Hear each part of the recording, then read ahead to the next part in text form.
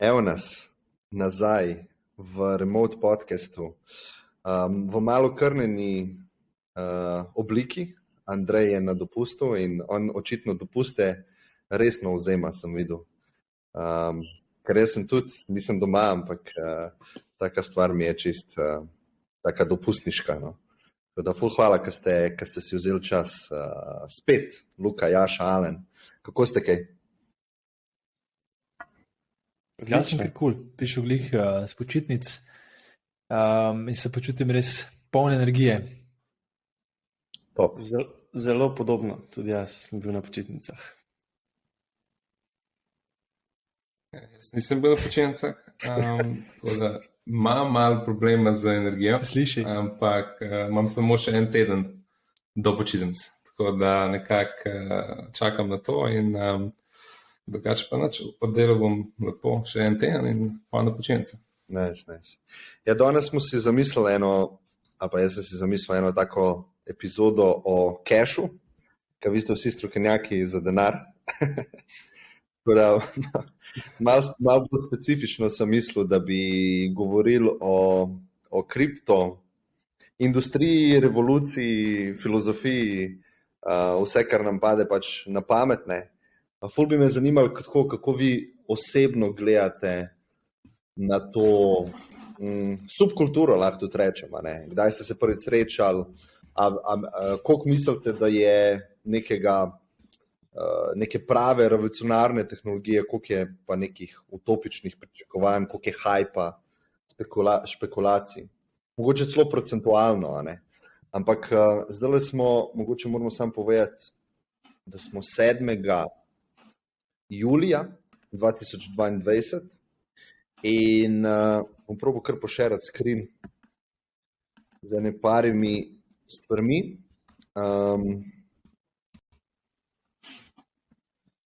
Ok, se vidi, ne?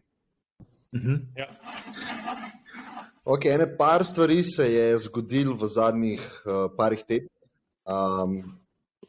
Ena je bila ta zelo odmevna, ne vem, če ste spremljali, ta kripto hedge fund Three Arrows Capital je bil na robu likvidacije. Vidim, da so imeli oziroma pred tem kripto crashom, da so imeli v assetov 3 milijarde, ki so jih menedžirali. Veliko so investirali v Luno, ki verjamem, da ste slišali o tej zgodbi Luna oziroma Terra, ki je pred 2 mesecoma oziroma prejšnji mesec je kolapsala. Terra USD je bil nek stablecoin, to pomeni, da je bil v vrednosti 1:1 z dolarjem in dokler ni več bil, ne? In potem v pač maloro, ne. Videli smo v bistvu tiste, jaz vedno rečem, ne, da smo videli tiste, kaj se zgodi, ko je nek finančni sistem izoliran, nereguliran in dokaj mlad.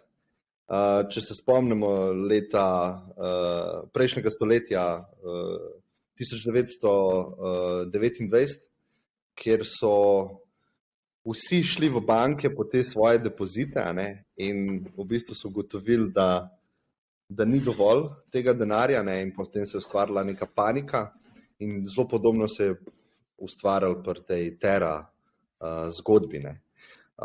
Zdaj Terra in Luna skupaj sta zgubila v tistem dogodku 60 milijard.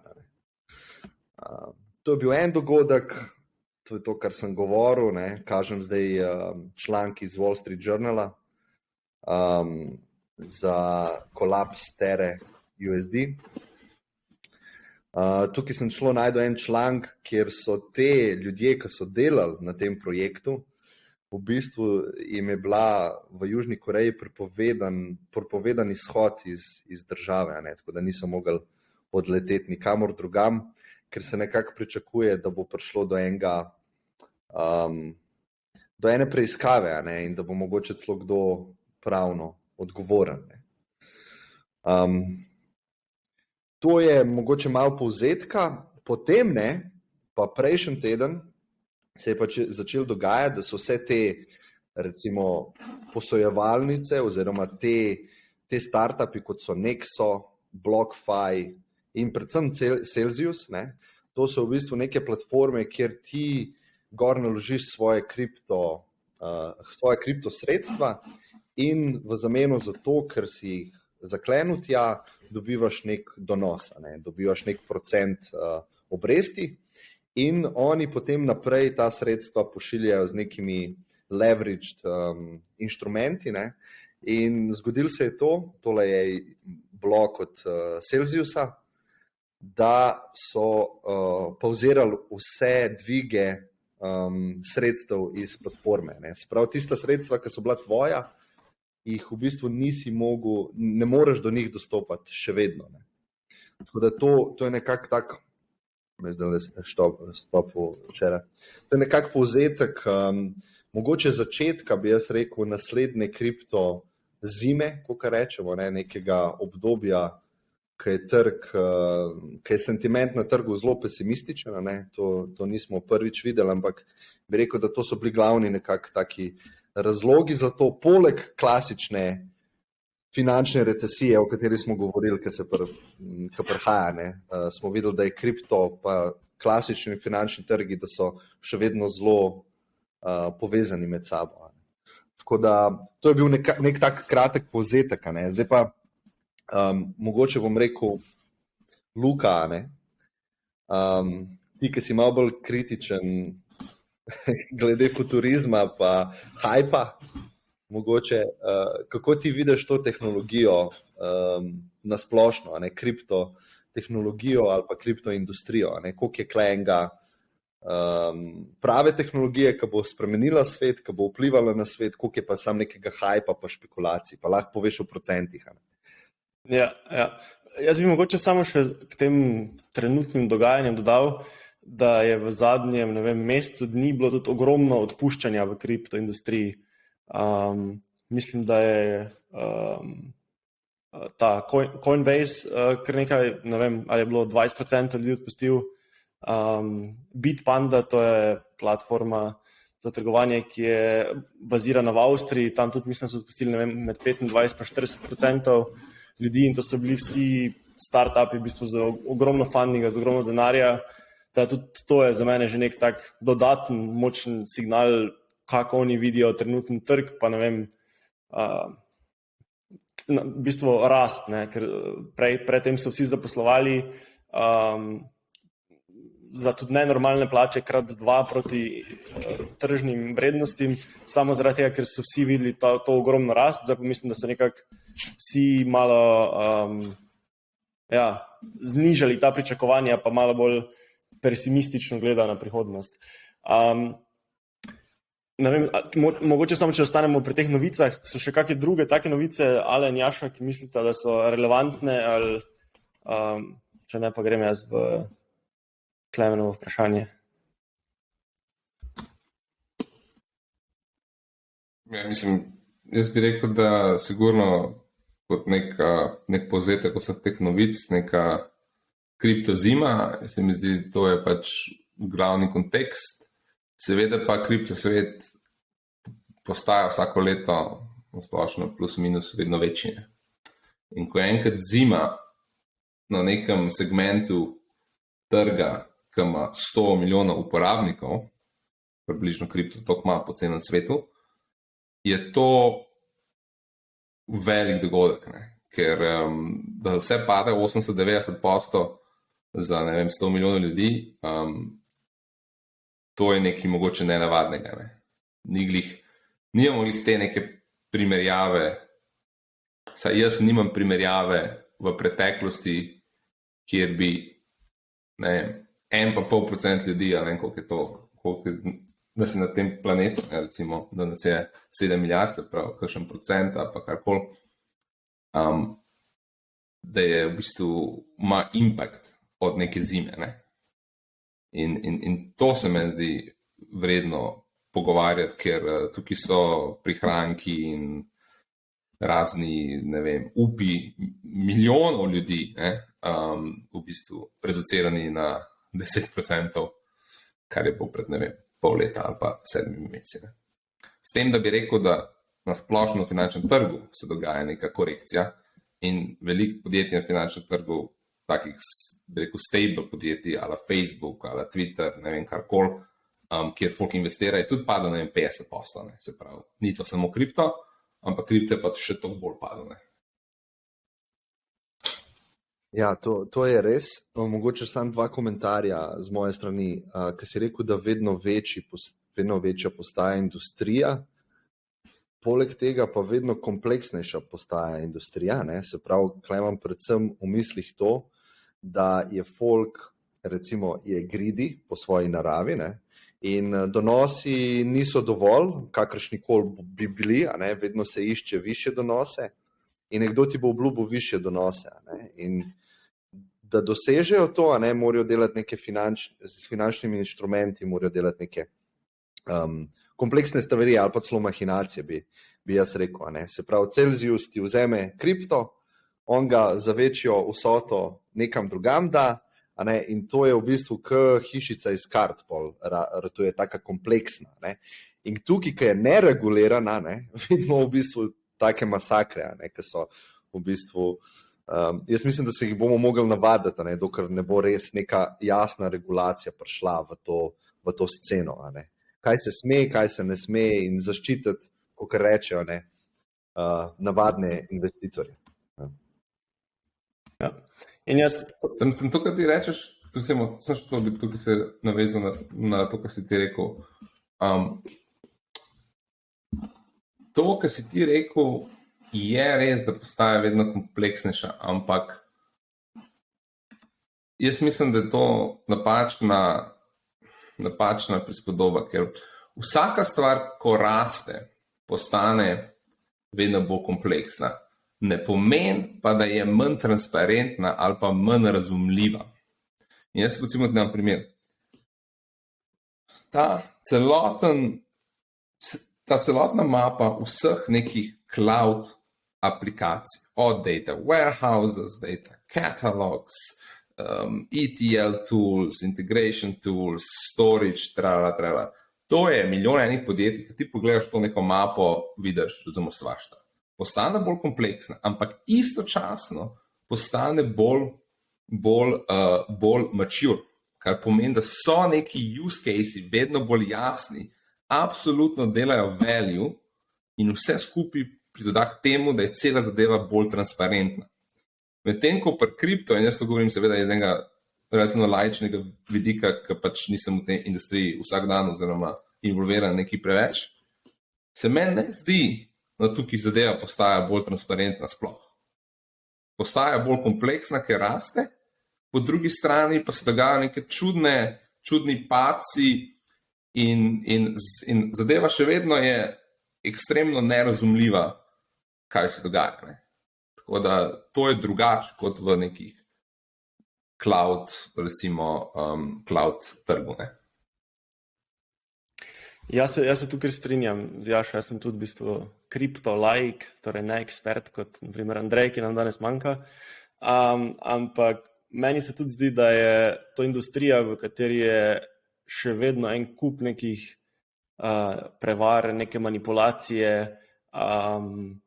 in zakaj je to v taki meri možno, se mi zdi ravno zaradi tega, ker je velik del tega hajpa nastal iz tega FOMO-ta, torej da ljudje vidijo, koliko so zaslužili njihovi prijatelji, ostali na internetu in se jim zdi, jaz ful zamujam, ne vem, investiraš v delnice, v neke ETF-e, imaš, ne vem, 20-30% return na leto, kar je super, ampak potem pa vidiš nekoga, ki naredi pa 200% v enem tednu in potem si ti, wow, jaz zamujam, jaz tudi moram v to investirati.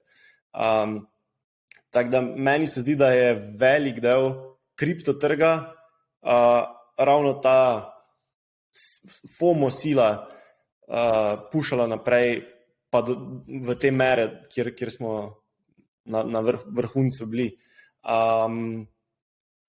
Ja, in tudi zdi se mi, da ta regulacija, ki upam, da bo se čim prej zgodila, da do neke mere je to nujno, zaradi tega, ker drugače imaš investitorje, lajke, ki se naprimer ne spoznamo toliko o celotnem sistemu, tudi vse ni super transparentno, na drugi strani imaš pa eksperte, ki super izrabljajo to za neko manipulacijo. Ne? In to je, če primerjamo to z finančnimi trgi, bi to bilo, jaz vidim to podobno, kot da bi bil naprimer insider trading dovoljen. Ne? Kar bi spet tistih par ljudi, ki imajo informacije, ki imajo moč, dobi super returne, večina investitorjev, ki v te informacije nima, pa v bistvu je v tem primeru oškodovana. Naj bi pa rekel, da to velja za vse kriptoprojekte in zagotovo toliko časa, kot to že obstaja, pa tako, kot se trg razvija, je neka vrednost v tem. Jemljem pa jaz vedno to malo z rezervo. Za mene je kripto bil vedno kot neke vrste, in to smo se z Alenom pogovarjali, meni tudi Alen, mislim, da kripto več ali manj predstavil, kot nek Black Swan, neka alternativna naložba, v katero naložiš del denarja, ki si ga tudi pripravljen v celoti izgubiti. Imaš velik risk, hkrati pa imaš zelo veliko nagrado, če ne vem, ta valuta, v katero si investiral, uspe. Da si me malo pozicioniral kot nekega eksperta, mislim, tudi jaz se vidim kot laik, čeprav sem ti mogoče predstavil to zadevo. Omenil si te eksperte, ne, ki se radi pojavljajo na tem marketu, in to je mogoče stvar, ki je mene najbolj presenetila, je, koliko v današnjem času v naši družbi imajo vpliv ti neki influencerji na YouTubeu, Instagramu, TikToku, ki v bistvu govorijo v tem primeru o personal finance, in v bistvu svoje sledilce vabijo v te neke dokaj tvegane, če ne zelo tvegane naložbe. In če pogledamo regulacijo, verjetno, ko menjamo regulacijo, si večina ljudi predstavlja, ja, regulirati moramo ta podjetja. Če pogledaš regulacijo v financah, v klasičnih financah, oziroma rečemo starobodnih financah, imaš tudi, kar se tiče marketinga, na kak način lahko govoriš o svojem produktu, kaj lahko poveš, kaj ne smeš povedati. In isto po mojem bi se tu moralo zgoditi, kar se tiče tega kripto finteka, da se zregulira, kaj točno lahko poveš o svojem podjetju, na kak način, da predstaviš dejanske rizike. Ker tu se mi zdi, da se največ zgodilo narobe to, da pač ljudje so šli, točno to, ko si Luka omenil, da so kolegi povedali, koliko si ti zaslužil, ne? In so potem drugi bili, oj, jaz tudi moram na to skočiti, brez razumevanja, kakšni so riziki. Ne? Ena mojih najljubših besed v času tega booma je postala unrealized gains, torej po slovensko bi bilo to neuresničen dobiček. Ker večina ljudi, ki se pogovarjajo o svojem kripto, ne danes, ampak pred enim letom, o svojem kripto portfelju, govori o neuresničenem dobičku. Ne? Torej govori, koliko je on zaslužil, čeprav si še nič tega ni izplačal. In ta koncept se mi zdi ful pomemben tudi za dojeti, da ko se pogovarjaš nekom o neki investiciji, v tem primeru o kriptu, lahko tudi o delnicah, da se dosti krat gre za nerealizirane dobičke, da nekdo pač sicer ima povečano vrednost svojega portfelja, ampak če ni prodal, še nič ni dejansko zaslužil. Je dejansko še vedno na istem, kot je bil prej. Teda spet se vračam na ta neki education uporabnikov, po drugi strani pa tudi ta podjetja, mislim, da smo pač v nekem tak Wild West timeu za kripto, kot je pač bil v .com crashu za tech, in so dosti ljudi izkoristili to, nekateri so pač šli z zelo dobrimi nameni, nekatera podjetja pa so nasankala, mogoče zaradi tega, ker niso bili toliko agresivni, kot so bili tisti, ki so šli s tem slabše namene.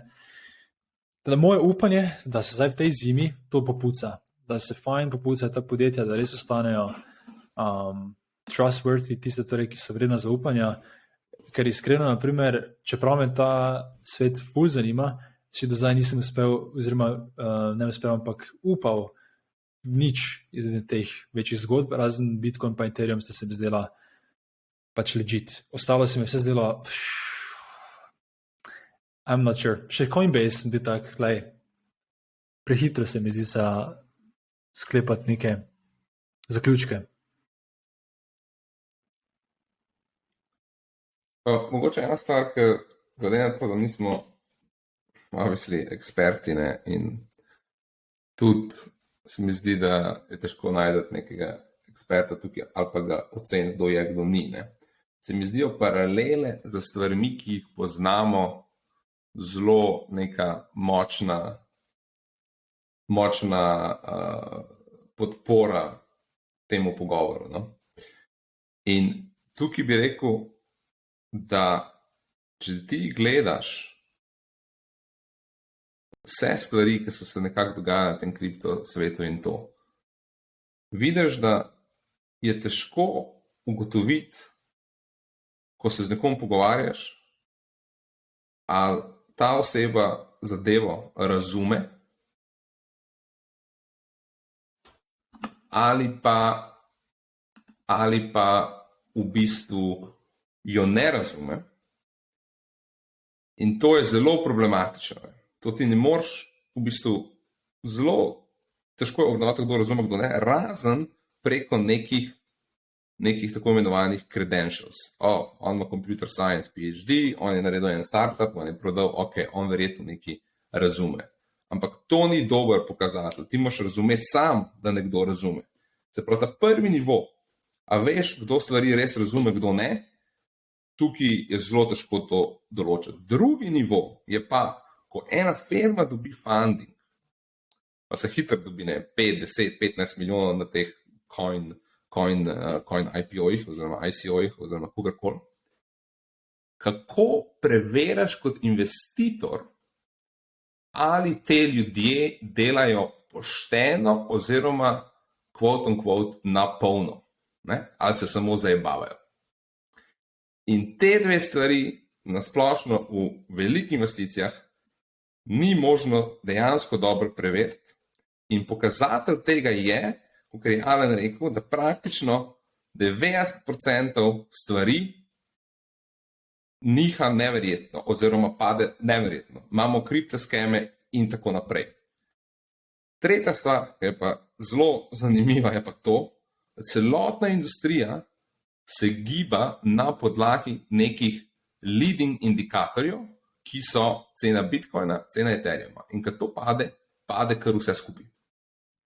Pomeni, da neka fundamentalna vrednost tega je bazirana kot en proxy na teh dveh stvareh, se mi zdi čisto, ko bi rekel, zelo, zelo problematično.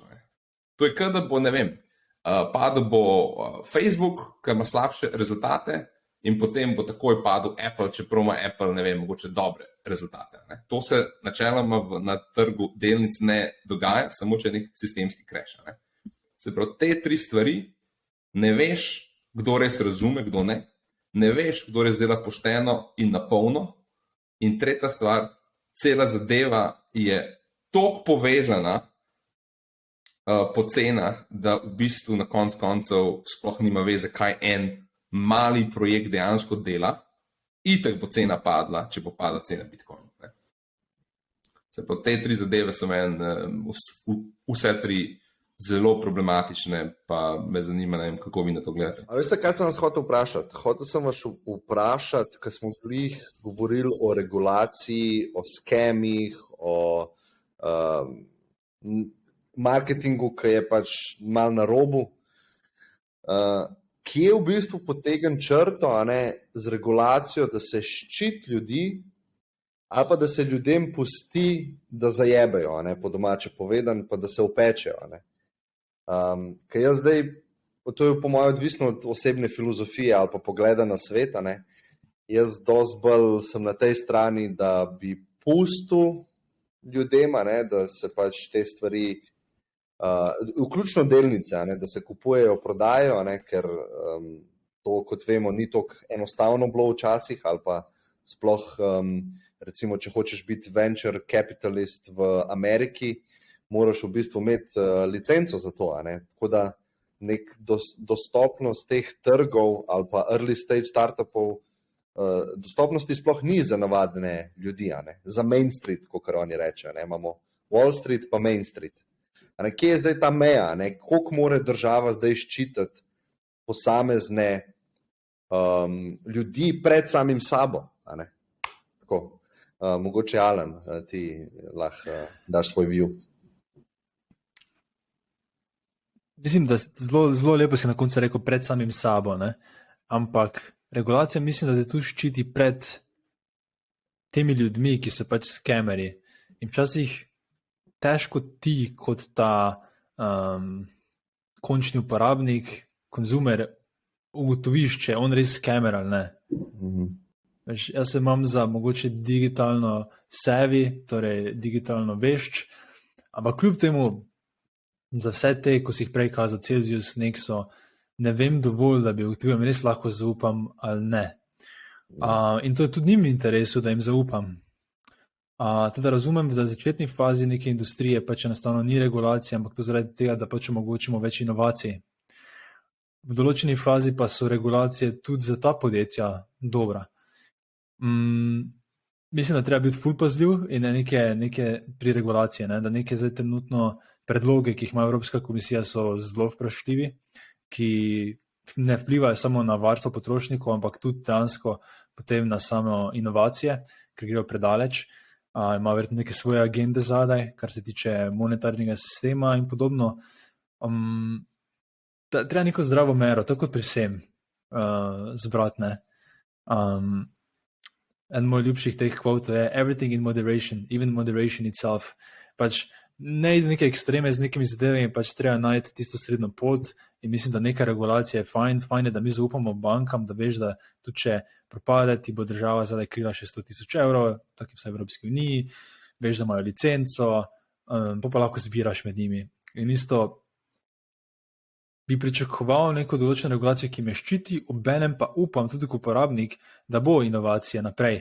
Teda, to je tista meja, veš, torej inovacija oziroma regulacija, ki te ščiti kot uporabnika, omogoča pa podjetjem, da inovirajo naprej. In to je ful težko. Predvsem za industrijo, ki se še tako razvija.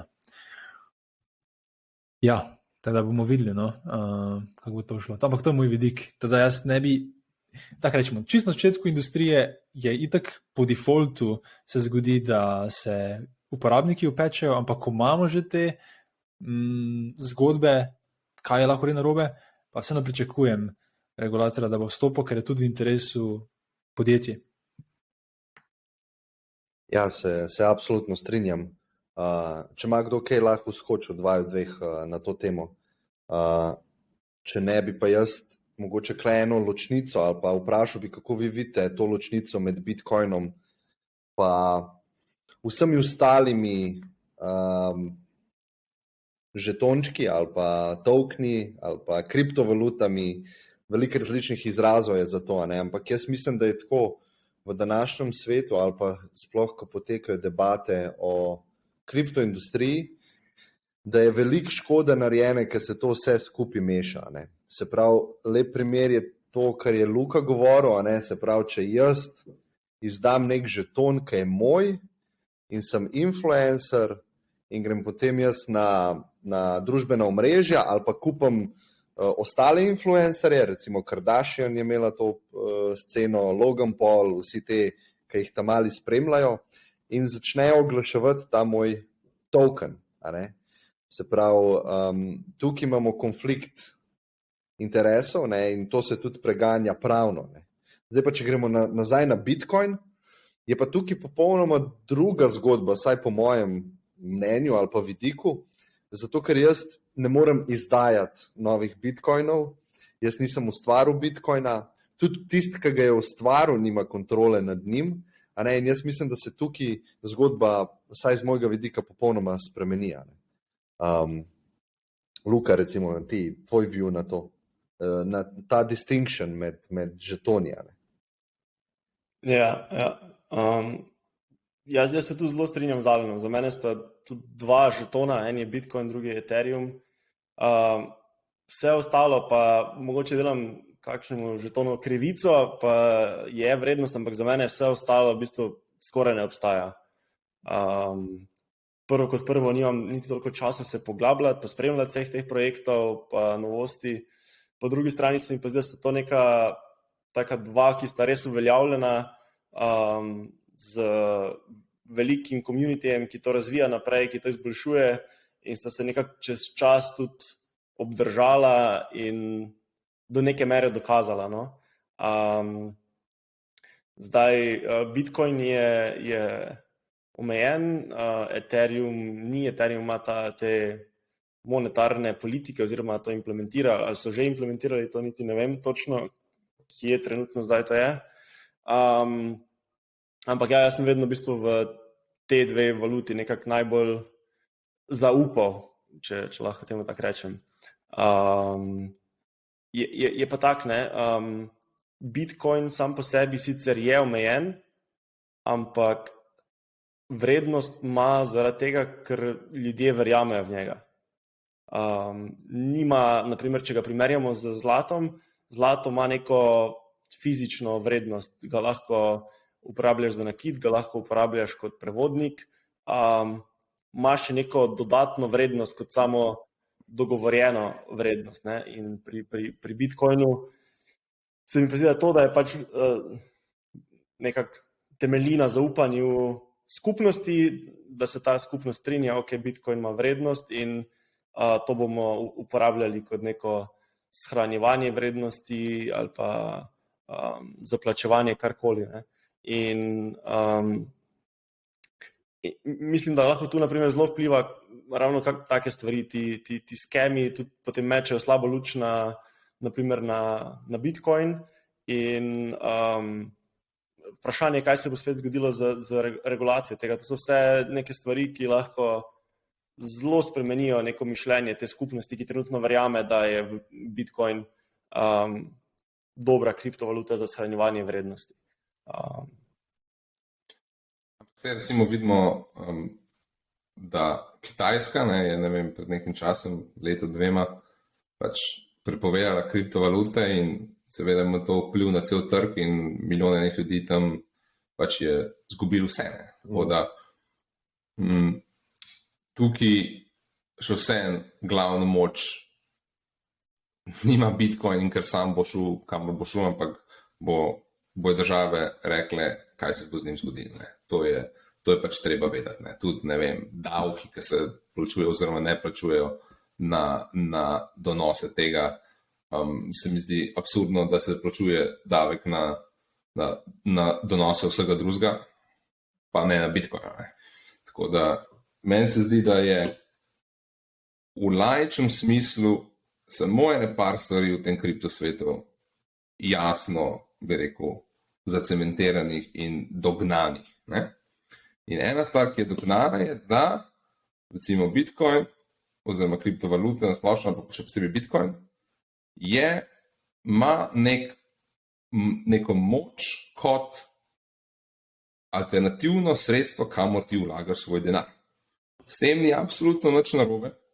Imamo delnice, imamo zlato in zdaj smo dobili pred 10, 12 oziroma 14 leti karkoli Bitcoin. Tudi, da se ne more Bitcoin uporabiti za, ne vem, za en prstan, kot zlato. S tem je tudi nič narobe. Se pravi, cela zadeva, da cela vrednost je bazirana na podlagi tega, kolikor folk v to verjame, tudi s tem ni nič narobe. Se pravi, imamo neko alternativno stvar. Kje bo pa stvar lahko naredila preskoke pa? Ko se pogovarjamo o tem kriptosvetu, gremo mi na neke ideje kot Web 3.0, ki je v bistvu revolucija moči v današnjem svetu. Iz centraliziranega v decentraliziranega. Tukaj govorimo mi o monetarnem sistemu in možni alternativi današnjega monetarnega sistema, ki je baziran na centralno banko. In današnji monetarni sistem ima milijone enih problemov, ene par zelo ogromnih, ki jih delno Bitcoin rešuje, ima pa Bitcoin svoje probleme, ki jih nima današnji sistem. Ne. Se pravi, kako se bo tukaj vozila zadeva naprej, se mi zdi daleč najbolj fascinantna debata v tem kriptosvetu. In vse ostalo, vse te neki coini, pa neki NFT, pa neke zadeve, to je za mene vse nekega sekundarnega pomena, kot ta debata o prihodnosti monetarnega sistema in ali bi lahko ta prihodnost bila decentralizirana. In tvoj view? Moj view je, da da ima današnji monetarni sistem toliko velikih pomanjkljivosti, da bo enkrat nek nov monetarni sistem rad. In a bo to Bitcoin, a bo to nekaj drugega, ampak alternativa današnjemu monetarnemu sistemu je, se mi zdi, najbolj profilirana glih iz strani kriptosveta. Se pravi, to je tukaj neka revolucija, ki bo mogoče enkrat prišla. Se pravi, jaz sem relativno pozitiven kot nekemu poligonu debate v smislu kripto bo replaceu, da današnji monetarni sistem. Ne vidim pa, da se bo to zgodilo v kratkem roku, ne vidim, da se bo to zgodilo brez nekega quote-unquote nasilja in neke quote-unquote vojne, ker to je zamenjava oblasti in tistih, ki odločajo. In to je fundamentalno, cela premisa kriptosveta je ta decentraliziranost, nimamo več producerjev, ki so, ne vem, CEO od ene firme, ki ima nekaj Facebook ali pa Apple ali pa guverner centralne banke ali pa nek predsednik, ampak je cela zadeva moči decentralizirana. In to je absolutno ekstremen preskok. In ta filozofska komponenta celotnega kriptosveta se mi zdi zelo powerful in dejansko se kot virus širi po svetu. Alen, izvoli, si hotel nekaj vmes. Par stvari, da se niti več ne spomnim, ampak bom probal se spomniti, ko govorim. Meni se ti ful zanimiv ta miselni eksperiment, ki ga lahko skupaj naredimo. In sicer, kako bi morala izgledati država, kjer je glavni monetarni sistem zgrajen na decentralizirani valuti. Ker kar se večina ljudi ne zaveda je, da če mi spremenimo monetarni sistem, ne moramo več živeti v svetu, v kakrem živimo, ker cele države, v bistvu glavna stvar, ki jo država ima, je pač ta monopol nad izdajanjem denarja in monopol nad nasiljem. Pač nasiljem mislim vojsko pa policijo, monetarno politiko pa mislim tiskanje denarja. In dokler imaš to, živimo v kapitalistični demokraciji. Torej, če to spremenimo, eno izmed teh dveh, no pa še pravna država je tretji del. Če spremenimo eno izmed teh treh zadev, torej v tem primeru monetarno politiko, da jo vzamemo stran od države, živimo v čist drugi družbi. Teda, primer, kakve bi potem izgledale države? Ena stvar, ko se meni zdi ful zanimiva, je to, da države, kakršne poznamo danes, nation states, bazirajo na assumptionu, na predpostavki, da ljudje, ki živijo blizu, podobno razmišljajo. Torej, proximity oziroma če živim blizu nekoga, se z njim delim več kulture, več misli, več idej, kot z nekom, ki živi na drugi strani sveta. To pa se mi zdi, da se z internetom ful spreminja. Včasih se delim ful več idej in misli in kulture z nekom, ki živi 1000 kilometrov stran. A bi lahko to vodilo v to, da države več ne bazirajo sploh na geografiji? Ja, da so v bistvu community, recimo v zgodnjih fazah interneta se je videl neke forume, kjer so se začeli ljudje zbirati na podlagi zanimanja ali pa svojih vrednot celo. In to so v bistvu take mikro-community. In zdaj tvoje vprašanje je, zdaj, ko gremo v svet, ki je globalno povezan s pomočjo tehnologije interneta, a lahko v bistvu te community tudi pravno povežemo. Se pravi, da so oni skupaj kot neka entiteta ali pa celo neka država. Ja, predstavljaj si, da obstaja idea nation. Ljudje, ki poslušajo tvoj podcast, Klemen, imajo mogoče ful več skupnega, kot pa, če bi imel še več poslušalcev, pa je bilo to milijon ljudi, pa bi res lahko že bil kot state. Pa je to neki, gremo od nation state, gremo v internet state. Pa bi ti zdaj potne liste, ali kaj, ne vem. Ja, mislim, po moje delček tega se s podjetji dogaja. Mislim, ne sicer v vseh, ampak podjetja se organizirajo v neke organizacijske skupnosti, kjer imajo načeloma isto vizijo, iste vrednote.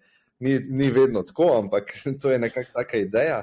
In skupaj ustvarjajo svet po tistem kar ima napisan v Visionu, kakšen svet si želijo videti, mission, vision, statement.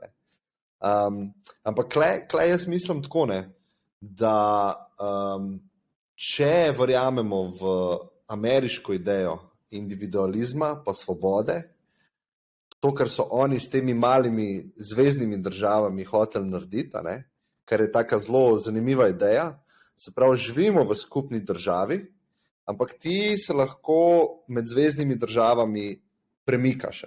Imajo neko avtonomijo te zvezne države na podlagi zakonov, recimo mi v Teksasu hočemo kaditi travo ali pa v Kaliforniji in bomo pač legalizirali travo z volitvami. In to je pač nek tak eksperiment, ki se dogaja in ni perfekt in ima ogromno težav, ampak jaz mislim, da ja, tako kot si rekel, z internetom bomo šli v ta eksperiment na globalni ravni. In monetarni sistem je ključen, kot si rekel, je del države.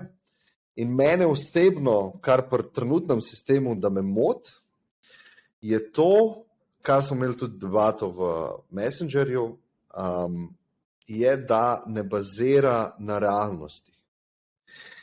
In čim neka stvar ne bazira na realnosti, je skoraj sigurno na dolgi rok slaba. Slabša od tiste, ki bazira na realnosti. In kaj s tem mislim, da ne bom tako filozofski? Mi z denarjem opredeljujemo vrednost nečesa za nas. S tem, ko jaz kupim nekaj po določeni ceni, jaz s tem glasujem, da je meni to toliko vredno. In če nekdo to enoto denarja, s katero jaz glasujem, se pravi to glasovnico nekdo lahko manipulira, ali pa ta glasovnica ne bazira na realnosti, bomo tukaj imeli popačen signal na trgu. To, kar smo zdaj videli, full cache smo spumpali noter, full so vredni NFT-ji, toliko so vredni. Se pravi, popačali smo realnost in posledica tega je, da imamo crash. In skozi imamo pump, crash, pump, crash, pump, crash.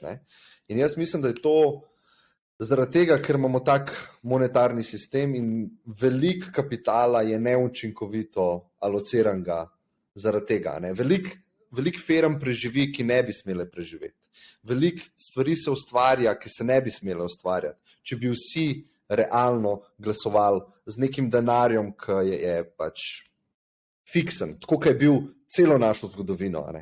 To zdaj, kar se dogaja, je posledica zadnjih 60 ali pa 50 let. To ni neka uveljavljen način upravljanja z državo. Ok, ampak dajmo tukaj dve stvari recimo ločiti.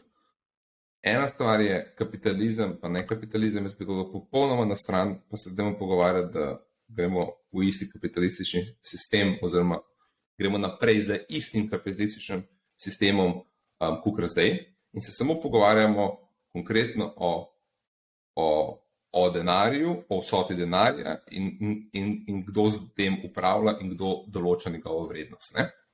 Se pravi to. In tukaj se mi zdi ena stvar ful ključna, je, da samo definiramo, kaj so te problemi tega trenutnega denarnega sistema. In jaz bi tukaj samo en par grafov mogoče pokazal, samo da to v bistvu razdelamo in pa se lahko pogovarjamo, kje je zdaj tukaj ta kripto zadeva usidrana. Bom jaz zdaj en screen share, povejte, če boste videli. Ok. Vidite? Ja. Ok, super. Se pravi, to je stran se reče Trading Economics in je zelo zanimiva stvar za vse neke finančne podatke in zelo transparentno so. In zdaj, kaj mi tukaj le vidimo? Mi tukaj vidimo balance sheet, se pravi vsoto, ki jo ima v svojem balance sheetu centralna banka ameriška. In vidimo v bistvu, če gremo takole, večkrat bom scrollu, da bo v bistvu, mislim, da je dosti veliko. Ok. Maksimalno gremo pogledati. Se pravi, od Okay, od 2004 do 2022. Da mogoče samo še razloži, kaj je balance sheet. Ja, se pravi, balance sheet je centralna banka upravlja za vsoto denarja v sistemu. Ko centralna banka kupi neke papirje, ponovadi kup papirje države, se pravi dolg države, ona te papirje da na svoj balance sheet, se pravi recimo 10-letne obveznice ameriške države, ali pa eurozona, ali pa Švice, in ta denar da v sistem. In to kup na trgu, kup od ene banke, kup direktno od države, vse je vse. Se pravi, cel balance sheet pomeni, kaj si ti, kjere assete ti imaš, in na drugi strani, kjere liability ti imaš. In vsaka firma je strukturirana z balance sheetom. In to je v bistvu nek izkaz, ki se ga na koncu leta mora objaviti. Kot vsaka firma mora objaviti 3 izkaze. En je poročilo o prihodkih, stroških pa profitu, druga zadeva je pa balance sheet. Ne vem, sem to dobro razložil, ali ne, mogoče ti, Alan, lahko malo bolj po slovensko poveš, kaj je balance sheet. Pač vrednost vseh stvari, ki jih ima podjetje, v tem primeru pač država, torej bilanca stanja, koliko ima pač vrednosti na svojem bilanci stanja. Tako. Premoženje. To je neka bilanca stanja. In to vsak se lahko naredi svojo bilanco stanja, ne vem, recimo, ti si lastnik hiše, si lastnik avta, si lastnik nekega prstana, si lastnik bitcoinov, in to so vsi tvoji asseti. Na drugi strani imaš pa lahko nek sposojen denar, nek kredit za hišo in tako naprej, in to so liabilities. In na isti logiki vsako podjetje ima to in vsak sistem ima lahko to, kot recimo centralna banka tudi. Se pravi, predstavljamo si centralno banko kot neko osebo, recimo. In ta oseba je različna od vseh v sistemu, zato, ker lahko denar praktično printa. In ta denar se uporablja za kupovanje, za vsemi drugimi osebami uporabljamo ta denar. To je neka unikatna pozicija.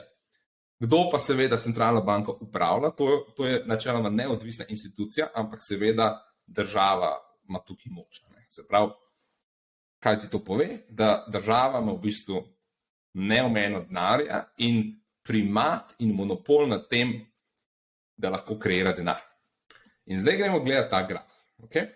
Centralna banka ameriška je praktično 5-kratnik vsote denarja dala v sistem od leta 2008, 2008 je bil začetek krize, do danes. 5-kratnik. To je nekih 10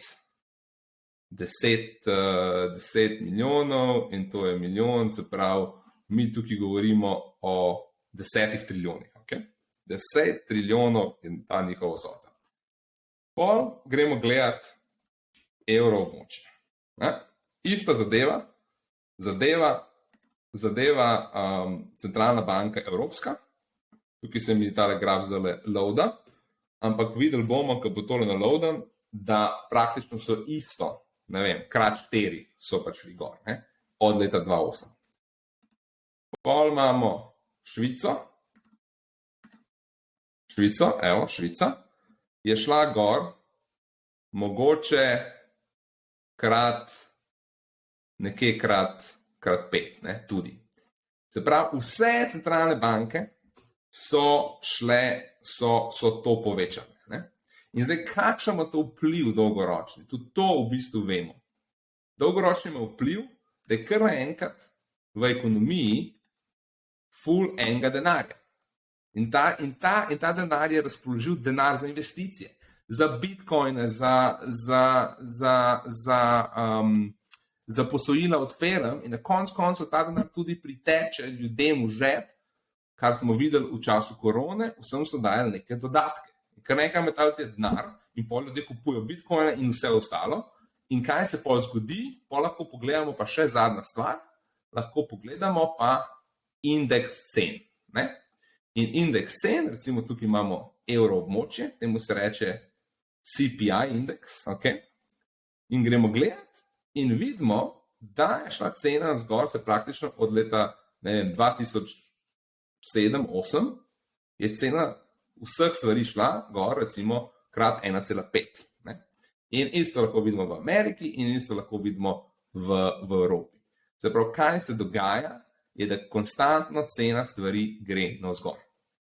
In ta zadeva se bi spremenila, če bi bil denar limitiran.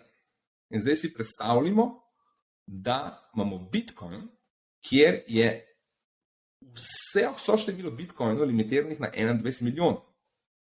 Dolar, evro, kjerkoli valuta danes ni limitirana. In zato imamo konstantno inflacijo. In država to uporablja, da dobi denar, da odplača svoje dolgove prejšnje, da lahko da ljudem denar, ki so bili, ne vem, izgubili službo med korono in tako naprej. In to se bi spremenil z, ne vem, enim Bitcoinom. Ne? In to je pa tukaj neka prava sprememba, kar sem jaz omenil prej, da bi bilo zanimivo pogledati. Ja, to je ful dober, si naredil povzetek. Mogoče tako samo za razumevanje, ne, kako se država financira. Ti si omenil ta pristop, večina ljudi pa pozna drug pristop, ki je prek davkov. Se pravi, davki so neka taka transparenten način, kjer ti država reče, lej, mi rabimo cash za upravljanje tega, v čemu ti živiš, tole moraš ti odplačati od svojega dohodka in od nepremičnine in bla, bla, bla. Davk. To je transparentno.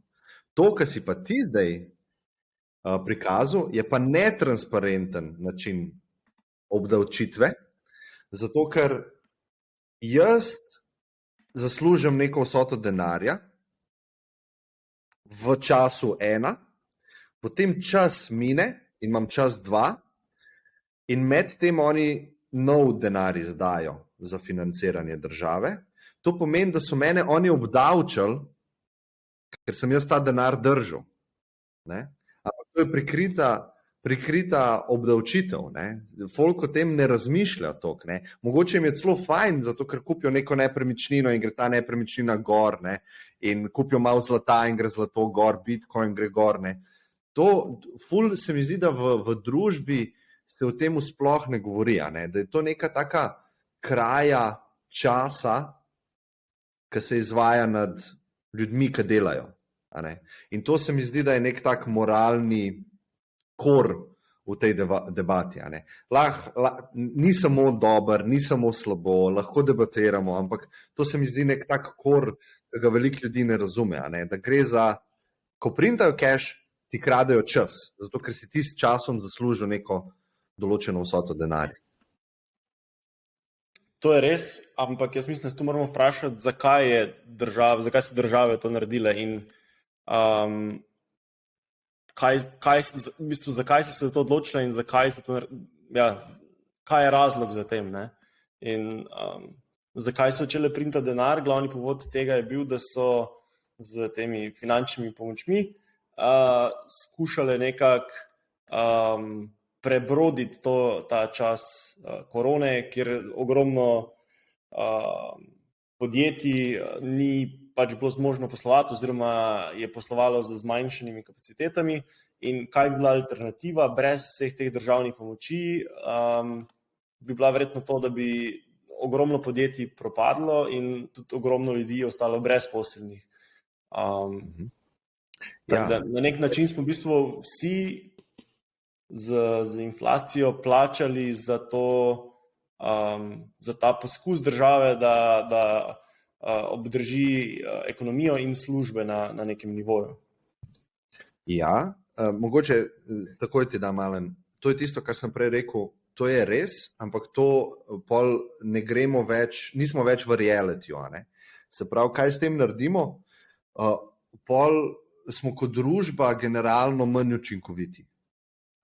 Zato, ker si rekel, nekatera podjetja ne bi preživela tega, ne bi se mogla prilagoditi, ne bi bila tako hitra ali pa ne bi jih več potrebovali v tistem času.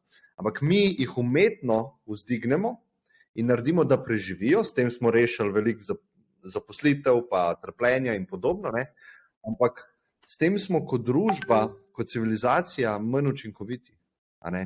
In a veš, imamo podnebno krizo, neučinkovitost pomeni, da dobimo manj outputov za več inputov, a ne? In porabljamo vedno več inputov, da dobimo manj outputov. In eno repliko, ampak preden to imam, bom probo shraniti v glavi. Alen, kaj pa ti misliš o tem nekem trenutnem sistemu monetarnem, ki je inflacijski in ekspansističen? Sprašujem se, če ni nizka inflacija to, kar si vsi želimo. Torej, mi se zdaj v zadnjem času inflacija dobila zelo negativni rap, ne? Ker smo pač v 10% double digit inflaciji in dejansko vidiš, kako se dvigujejo cene gor, ne? In sprašujem se, če bi imeli Bitcoin sistem, a bi sploh imeli inflacijo. Če ne bi, se nam danes to sliši kot odlična ideja, zato ker pač imamo ta problem. Ampak če pogledamo z vidika centralnih bank, zakaj si mi želijo imeti nizko inflacijo, zaradi tega, da to spodbujajo k potrošnji. Ker s tem, ko ti veš, da se ti počasi procent na leto znižuje vrednost, si v bistvu motiviran, da porabiš ta denar, ne? Mogoče najlažje to orišem, če razložim, kaj je deflacija. Deflacija je, če se tvoja vrednost denarja dejansko povečuje skozi čas. Tega nismo navajeni. Torej, naprimer, danes imam 1000 evrov in lahko z njim kupim, ne vem, tok hrane v trgovini, jutri bom pa lahko tok plus 2 kupil te zadeve, ne? In kaj bom naredil? Ne bom šel danes v trgovino, še bom jutri. Pa niti jutri ne bom šel, ampak bom šel pojutrišnjem, ker bom lahko še več dobil. In tu se mogoče vidi ta neka ideja za inflacijo. In v bistvu vprašanje, ki ga imam za tebe, Jaša, ker o tem še nisem razmišljal, me zanima, a bi v sistemu, kjer bi Bitcoin bil valuta, a bi imeli inflacijo? Ok. Ne bi, vse skupno ne bi imeli inflacije. Se pravi, ene stvari bi šli lahko gor in dol. Inflacija nima samo vzroka v monetarni politiki, ampak dajmo dejansko narediti en test, kaj se bi zgodilo. Okay? V današnjem sistemu vemo, kaj se dogaja. Cene grejo konstantno navzgor in to je tudi nekak cilj, vsaka centralna banka ima cilj, majhno, ampak pozitivno spremembo cen vsako leto. Se pravi, do 2%. To je ponavadi cilj vseh centralnih bank. Kaj to zdaj pomeni? 2%. Ne? To pomeni, da če je res 2%, se cene podvojijo v približno 36 letih. Okay? To je, by the way, en super matematični trik. Ne bom ga razlagal v detajle, kako to gre, to je zaradi logaritma, ampak 72 deljeno z letno stopno rasti ti da število let, ko se cena podvoji. Ne? Se pravi, če je 10%, je 7 let. Če je 2%, je 36 let. Ne? No, in kaj se zdaj zgodi?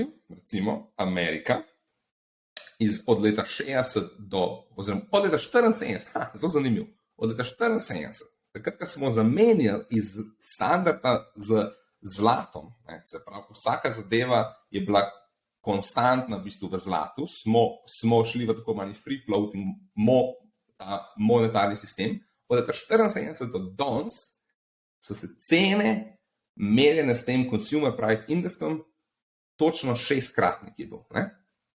Se pravi, so se več kot podvojile. Ne? In od danes se pravi, so se v bistvu 2-krat podvojile. Ne? In če mi gledamo, da je cilj centralne banke 2%, bi to pomenilo, da če je 2% vsako leto od 74 do danes, to imamo, se pravi, 48 let, se bi mogla zadeva v bistvu krat 1, krat 2,5 mogoče, ne? Se je pa krat 6. Se pravi, ta na dolgi rok, to, da gre cene gor 2% v povprečju, ne grejo. Ne grejo v nobenem sistemu. In ne grejo v Evropski uniji, in ne grejo v Švici, in ne grejo nikjer. Okay? Se pravi, vedno grejo več kot 2% na dolgi rok. To je prva stvar. Druga stvar je, pri inflaciji, ta, ki jo oni merijo, ni merodajna inflacija. Se pravi, dejanska inflacija, ko jo res merimo, je v bistvu še večja. Se pravi, se cene še povišujejo. In zdaj gremo gledati, kako bi bil tukaj Bitcoin. In je čist preprosta stvar. Zadeva je ta. Enota stvari v monetarnem sistemu je omejeno pri Bitcoinu. 21 milijonov. Se pravi, se ne povečuje quote unquote denar v sistemu. Kaj to pomeni? To pomeni, da splošno večina cen pada. Vse cene, ki so vezane na produktivnost, padajo. In mi s tehnološkim napredkom smo vedno bolj produktivni. Tukaj bi dal stran stanovanja pa nepremičnine zaradi jasnega razloga, ki so limitirane na zemljo, ki ne postane bolj produktivna in je omejena. Ampak dajmo gledati vse ostale stvari. Računalnike, avte, obleke, vse. Vedno bolj smo produktivni, se pravi, vedno več stvari lahko proizvedemo z istim vložkom časa. In to je deflacijski faktor. Se pravi, glavna stvar, kako napredujemo kot družba, tako mehanistično, ekonomsko gledano, je, ali smo bolj produktivni ali ne. In ta vsota dodatnega denarja v tem v sistemu centralne banke je faktor, ki v bistvu povišuje cene navkljub produktivnosti, ki jo imamo. In če tega faktorja centralne banke ni, ker je cel obseg denarja omejen in konstanten, kot bi bil v Bitcoinu, je to deflacijski faktor. In pol bi imel deflacijo. Ne? In ko bi enkrat imel deflacijo, ko si sam Alan rekel, kaj to pomeni? Čez eno leto bo cena še nižja, nečesa, bom jaz malo počakal za mojim nakupom. Ne? In to je dejansko nek problem. Ne? To bi bila katastrofa. Ja, to smo vsi videli na primeru Japonske. Japonska je bila svetovna velesila, tam 1900, ali je bilo 89 ali 90, potem pa so ravno vstopili v to obdobje deflacije in so rabili, ne vem, 30 let, da so se v bistvu nekako rešili iz tega. In to je bila za Japonsko popolna katastrofa. Ravno v tem, da deflacija v bistvu spodbuja neko varčevanje in ne spodbuja potrošnje. No? In točno to bi se zgodilo z Bitcoinom. Ne? Ja, jaz se strinjam. Spodbujali bi varčevanje, a ne? To je po eni strani slabo, zato ker ni potrošnje, po drugi strani je pa v ekonomski teoriji varčevanje ali pa recimo, da so ljudje malo bolj, kako bi rekel, premišljeno upravljajo z investicijami, je to pozitivno. Zato, ker vedno pred vsako krizo se zgodi kaj? Investicije so slabe. Se pravi, toliko je na voljo nekega donosa, da se riska več ne gleda, a ne? Se pravi, ne gleda več racionalno in se izbira neke slabše investicije, ki potem ne prinesejo tega donosa oziroma grejo na nič in se potem cel ekonomski sistem sesuje sam vase. A ne? Tako da jaz hočem samo dati tukaj malo kontra pogled, da bolj učinkovita alokacija investicij ni samo slaba, ne? Tudi če jih je manj, pa ljudje manj zapravljajo recimo za neke stvari. Ne? Sigurno bi upočasnili razvoj, jaz se absolutno strinjam, BDP bi upočasnili, ampak tako, če gledam bolj generalno ali pa zelo široko, mogoče to ne bi bilo slabo na dolgi rok za civilizacijo pa za naš planet. Ker ne vem, koliko je to vzdržno, kar delamo v zadnjih 200 let. Se to, da se pridružim tem argumentom, ker potem bi kupovali samo korisni, kar rabimo. Ne? Ker pač, ko rabiš kruh pa maslo, boš pač kupil kruh pa maslo, ne boš čakal, da boš jutri dobil še gram več tega masla ali pa kruha. Ne? Je pa to, točno cena tega je dosti počasnejši razvoj. Dosti ljudi tudi manj službo in tako naprej, teda To je tisto, kar sem prej rekel, ta moderation. Pač sploh ljudje, ko jim nekaj ni všeč, kot jim trenutno ni všeč ta sistem z inflacijo in to, pač grejo v kontra ekstrem, ne da bi se zavedali vseh posledic tega kontrasistema. In v tem primeru tu z Bitcoinom je pač veliki gamble, res lahko, da je dosti boljše za našo civilizacijo, lahko pa, da moramo pač samo kapitalizem omejiti na nek način. Ne? Ampak ni to nova stvar, ne? Zdaj se mi pogovarjamo tako, kot da zdaj ta monetarni sistem, ki ga imamo, je že tisočletja tukaj in zdaj bomo šli na nek redek denar. V bistvu je tudi obratno. In ful mi je zanimivo, da v teh debatah gre v bistvu konzervativci v stran ne menja tega sistema, zato ker it could go bad. Pomaš pa na drugi strani progresivce, ki rečejo, gremo čim prej zamenjati. In sigurno je tukaj balans potreben. Ampak jaz mislim, da bi tukaj mogli biti obratno. Konzervativci bi mogli reči, gremo na redko dobrino, zato ker je več imamo podatkov zgodovinskih, kaj se dogaja, ko imaš zlato, ko zlato uporabljaš kot rezervno valuto oziroma base valuto. To imamo veliko več podatkov, kot teh zadnjih, ki si rekel, 71 leta naprej. Ja, ampak jaz še vedno vidim to težavo, da ravno z tem printanjem denarja smo v bistvu nekako prebrodili to krizo COVID-a. In jaz se ne strinjam s tem, da smo s tem omogočili neučinkovitim podjetjem, da so preživela. Naprimer, če gledamo letalske družbe, jaz mislim, da se lahko vsi strinjamo, da se letalski prevozi nam omogočili, ne vem, bolj povezan svet, lažje potovanja, en kup dobrih stvari. In zdaj, če v času korone mi oziroma države ne bi tem podjetjem pomagale, bi vsa ta podjetja propadla. In potem poglej rezultat tega, mi bi bili, naprimer, določeni deli sveta naj bi več bili povezani. Naprimer, imaš družino, ne vem, v Novi Zelandiji, pač konec. Jih ne boš videl, ne vem, naslednjih 20 let, dokler se ne bo ta industrija spet zgradila nazaj. In to ni bilo samo v, naprimer, letalski industriji, tudi, naprimer, pri mojem podjetju velik segment so ti eventi, koncerti in tako dalje, torej izposoja opreme in ta sektor v bistvu ni obstajal zadnjih 2 leti, oziroma ni bilo dovoljeno niti organizirati ne koncertov, ne večjih prireditev. Po drugi strani je pa to zdrav sektor, ki funkcionira, deluje in kaj se zgodi, če bi vsi ti ljudje izgubili službe, potem ko se neko stanje vrne v normalno, kamor jaz upam, da se vračamo zdaj, ti tega kadra nimaš. In to je zdaj ogromen problem v letalski industriji, ne vem, koliko ste kaj leteli zadnje čase, ogromno letov je v bistvu skenslanih. In to je zaradi tega, ker nimajo dovolj osebja, da bi zdaj to učinkovito izvajali vse lete in potem prioritizirajo daljše lete in s tem stornirajo te kratke lete in zaradi tega je zdaj en kup zmede. Preprosto zato, ker imajo premalo ljudi, ker so se v bistvu v času korone kljub pomočem so racionalizirali, zdaj pa ljudje spet hočejo potovati, hočejo, ne vem, iti na dopust, hočejo iti k družini, ne vem, in tega ni. Tako da jaz mislim, da je tu vloga države zelo, zelo pomembna in mislim, da je ravno s tem so centralne banke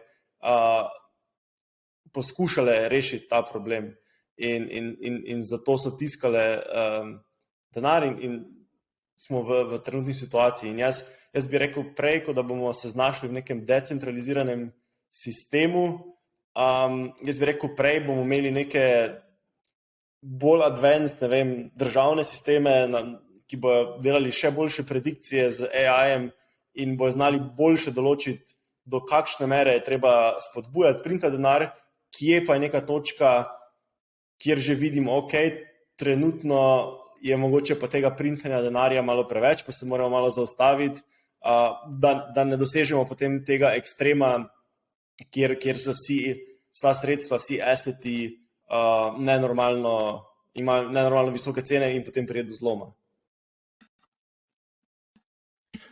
Tukaj ta point tvoj je, Luka, se mi zdi vrhunski, sploh ta zadnji z neko modernizacijo trenutnega sistema in ne enim shiftom za 180 stopinj. In jaz bi tukaj začel. Ne? A vi veste, oziroma je zanimivo, a veste, kako se meri inflacija? Recimo v Ameriki, pa tudi drugje po svetu se mi zdi zelo podobno. Meri se bizarno manualno. Meri se tako, da gre okoli 40 do 50 ljudi, ki so zaposleni v centralni banki, okoli po raznih trgovinah in Walmartih in ne vem, kino, dvoranah in tralala in vprašajo, kako so se cene spremenile. Okay? In pol oni dobijo te podatke in vsak mesec se v njih, ne vem, 80, koliko je v njih centralnih guvernerjev se dobi in reče, kaj se dogaja, da imamo malo dvigen obrestno mero in bomo malo zaustavili rast denarja v ekonomiji, ali pa bomo mogoče naredili neko operacijo, pa bomo neke papirje kupili, pa dali več denarja v ekonomijo, ali pa prodali, pa vzeli denar iz ekonomije in tako naprej. To je ekstremno anahronistični način, ki je praktično isti že 100 let. Okay? Se pravi, to je v dobi nekega AI-ja, real-time data collectiona, je to bizarno. In dajmo za ta sistem, kako oni delajo, primerjati z sistemom, ki ga recimo ima Big Tech, za svoj ekosistem, ki so recimo oglasi. Ne? Facebook spreminja cene oglasov, razumeš, na milijon nekih načinov non-stop. In ta mikromanagement denarja v obsegu, tukaj se mi zdi, je polno nekih mini revolucij možnih, ki bi izboljšale ta trenutni sistem. Tukaj si rekel, Luka. Ne? Se pravi, to je ena stvar, ki ne rabi kripto, da nekaj izboljša. Glede te meritve inflacije, zdaj nisem siguren, ampak mislim, da se to meri na podlagi ene košarice, ne vem, v kateri imaš produkte in storitve, mislim, ne vem, koliko tisoč, verjetno okoli 100,000 različnih produktov in storitev in se vsak mesec pogleda, koliko te storitve oziroma produkti stanejo. Zdaj to je od nekih trgovine za živili do zdravnika, bencin in tako dalje. Tako da ne vem, če je ravno toliko manualno. Malo skupaj. Ja. 300, ni toliko tisoč produktov noter. Manj jih je, 200, 300 je v tej košarici dobrin. In jaz sem tudi slišal, kako je Jaša rekel, ne, da se manualno, vsaj v Ameriki to dogaja. Ne. Se pravi, da imajo nabor teh 300 ali 200 dobrin in se gre pogledati v vse zvezne države, v trgovine, kakšne so cene. Lahko pa je drugače to v Evropski uniji, to pa ne vem. Ja, se pravi, neka košarica dobrin je, te cene se gledajo relativno manualno, zikar v Ameriki je tako, v Evropi mogoče manj, ampak kakorkoli. Problem je pa to samo v košarici dobrin. Košarica dobrin bi mogla reflektirati odhodke ljudi in bi mogla ponderirati dobrine na podlagi odhodkov ljudi. In kaj tukaj mislim? Najemnina. Najemnina je za povprečnega človeka približno, ali pa tako se mu reče household, se pravi gospodinjstvo, je približno od 10 do 40-50% na mesec odhodkov. Ne? Je najemnina. 50% v Londonu, recimo v Zürichu 15%. Kaj ti to pomeni? To pomeni, da cena najemnin je zelo pomembna stvar. Ne? A je 50% v košarici? Po mojem ni. In tukaj je moj argument, da kaj je ta uradni indeks inflacije, je navzdol reguliran že z kompozicijo košarice dobrin. Druga stvar, ki se pa mi pogovarjamo, je pa dolgi rok, pa kratki rok.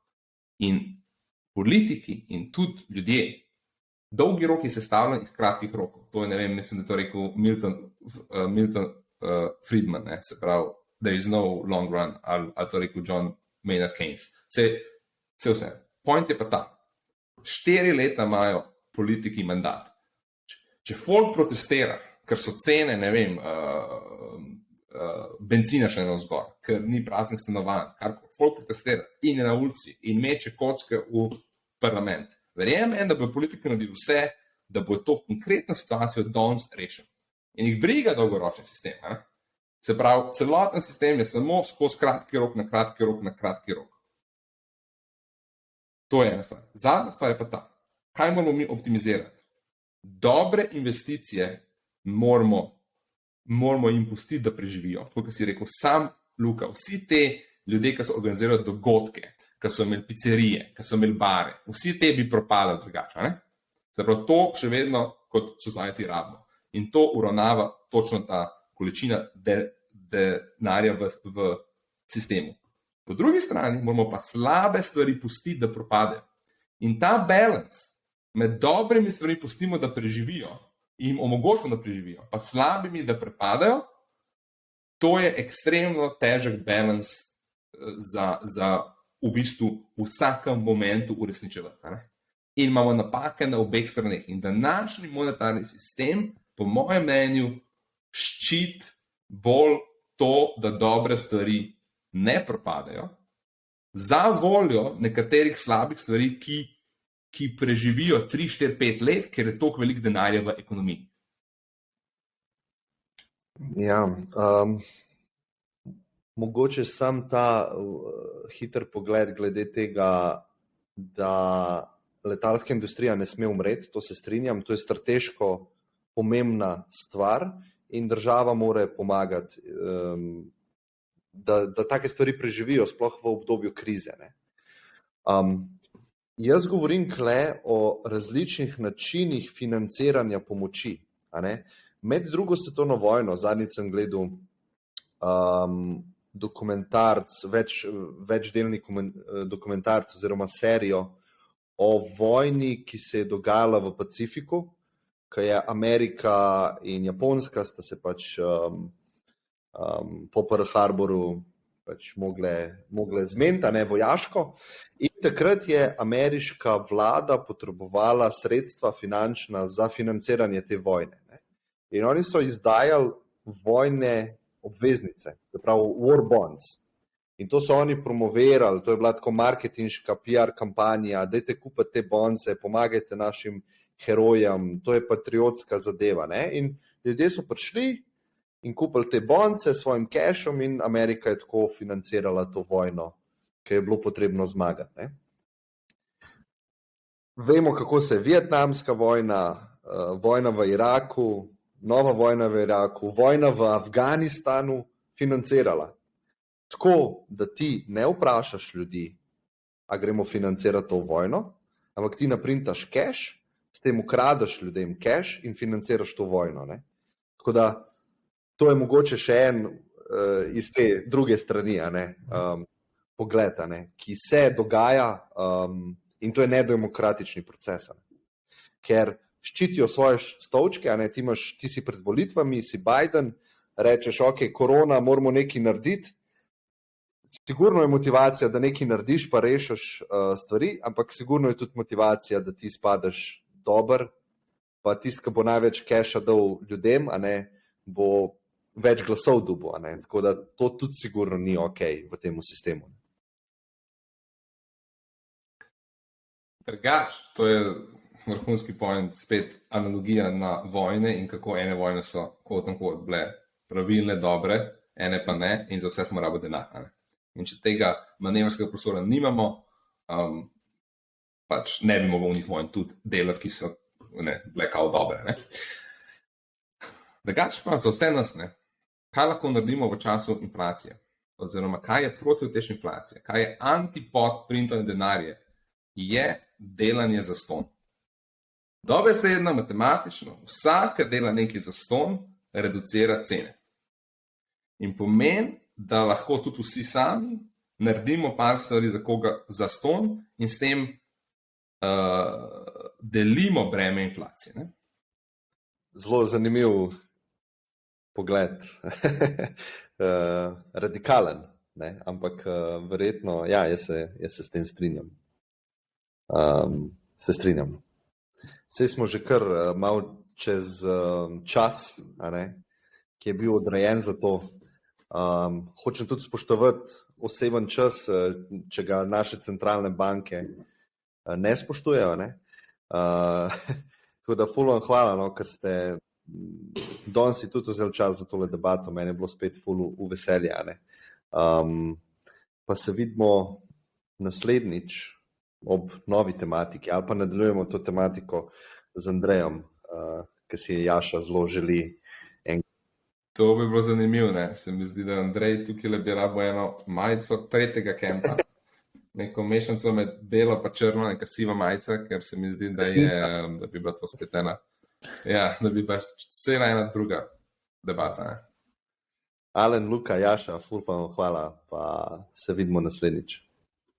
Čau. Čau. Hvala tebi. Čau.